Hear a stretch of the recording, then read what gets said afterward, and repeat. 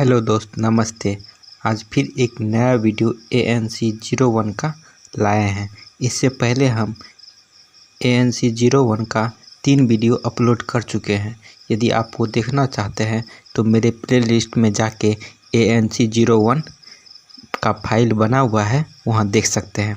आइए आज का क्वेश्चन देखते हैं। देखिए, खाद्य पदार्थों के खराब करने वाले कारकों का वर्णन करें। देखिए, ये प्रश्न में पूछा क्या जा रहा है, खाद्य पदार्थ जो है हमारे जब कहीं स्टोर करते हैं वो क्यों खराब हो जाता है, उन कारणों का वर्णन करने के लिए कहा जा रहा है इन प्रश्न में। आइए इसका उत्तर देखते हैं। उससे पहले हम आप लोग से एक रिक्वेस्ट करना चाहते हैं कि आप मेरे चैनल को सब्सक्राइब कर दें और वीडियो को लाइक कर दें। साथ में कमेंट ज़रूर करें कि कैसा लगा आपको वीडियो। और मेरे टेलीग्राम चैनल पे जुड़ के वहाँ पर भी आईजी के फ्री क्लास का चैनल बना हुआ है, सर्च कर लीजिए, या हम उसका डिस्क्रिप्शन में हम अपना टेलीग्राम का लिंक दे देंगे। वहाँ पे आप कोई भी क्वेश्चन मेरे से पूछ सकते हैं। आइए इसका उत्तर देखते हैं। देखिए, खाद्य पदार्थों के खराब करने वाले कारकों का वर्णन करें। इसका उत्तर देखिए, पहला पॉइंट जो है, भोजन को खराब होना। भोजन क्यों खराब होता है?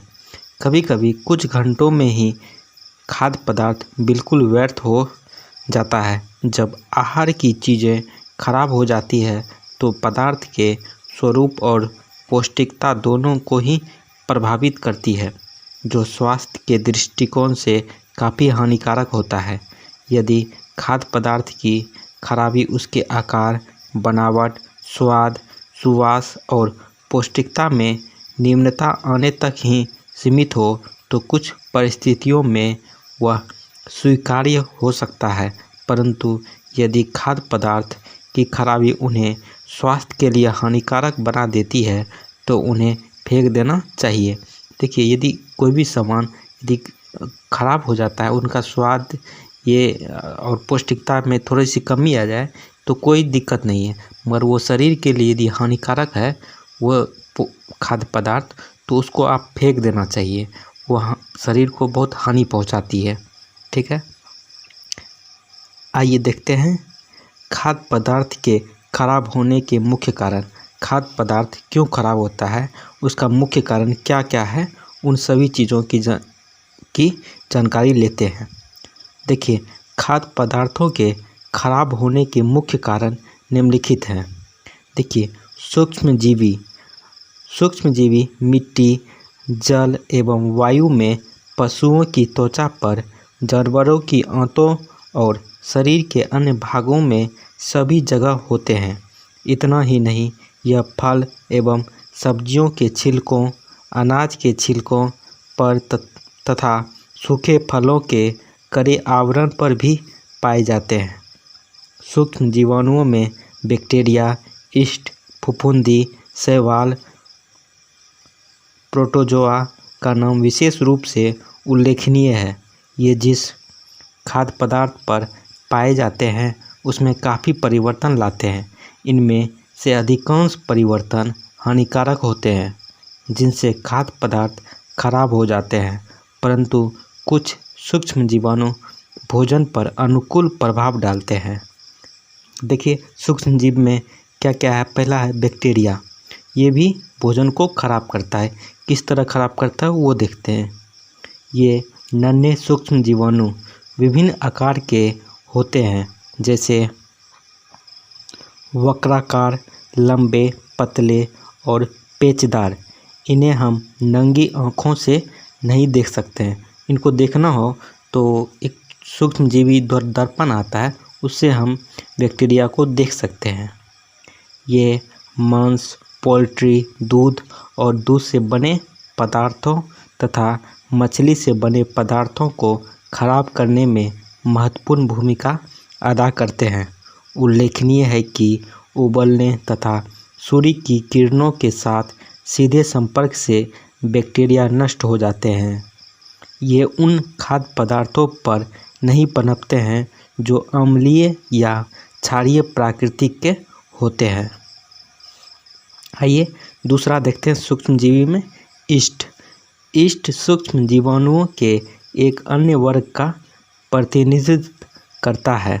यह भोजन को खामरीकृत करता है और जैसे कि हम जानते हैं कि खामरीकरण एक ऐसी प्रक्रिया है जो डबल रोटी, ढोकला, इडली आदि बनाने के समय प्रयोग में आती है।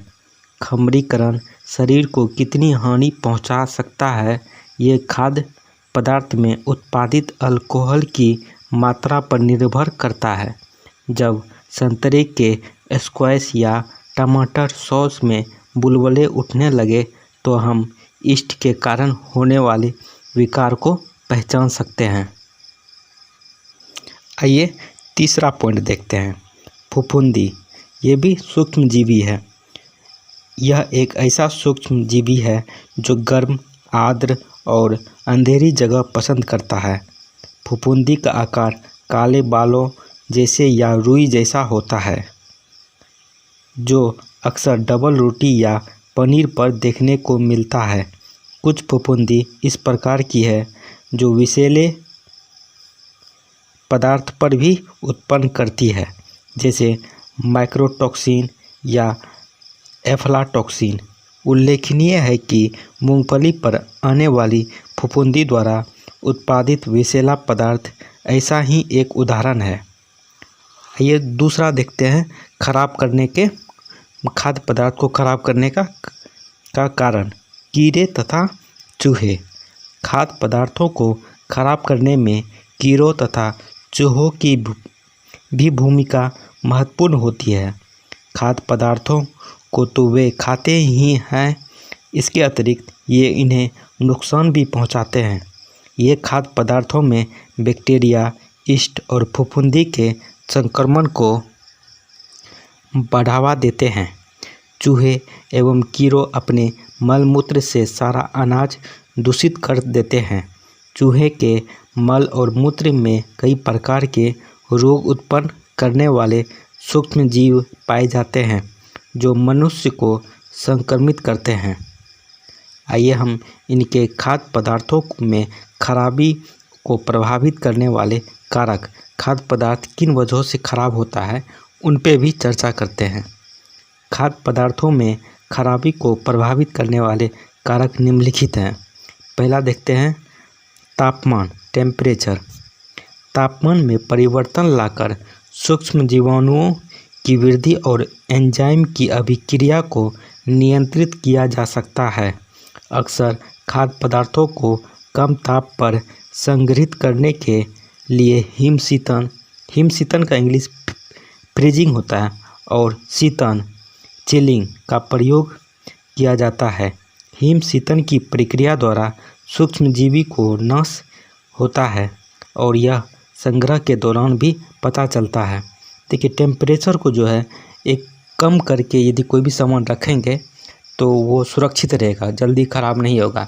या ज़्यादा हाई करके रखेंगे टेम्परेचर को तो वो भी भोजन जल्दी ख़राब होने नहीं देता है। दूसरा पॉइंट देखते हैं, हवा और ऑक्सीजन। ऑक्सीजन फफूंदी की बढ़ोतरी में सहायक होती है, जैसे डिब्बादार खाद्य पदार्थों में वैक्यूम द्वारा या डिब्बे में नाइट्रोजन या कार्बन डाइऑक्साइड के संपरिवहन द्वारा ऑक्सीजन को निकाला जाता है ताकि ऐसे निम्नीकरण से बचा जा सके।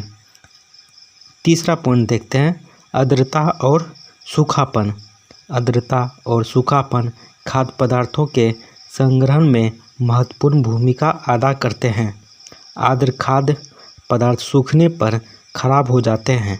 आर्द्रता सूक्ष्म जीवाणुओं के पनपने तथा एंजाइम प्रक्रियाओं के लिए आवश्यक है। चौथा पॉइंट देखते हैं, रोशनी।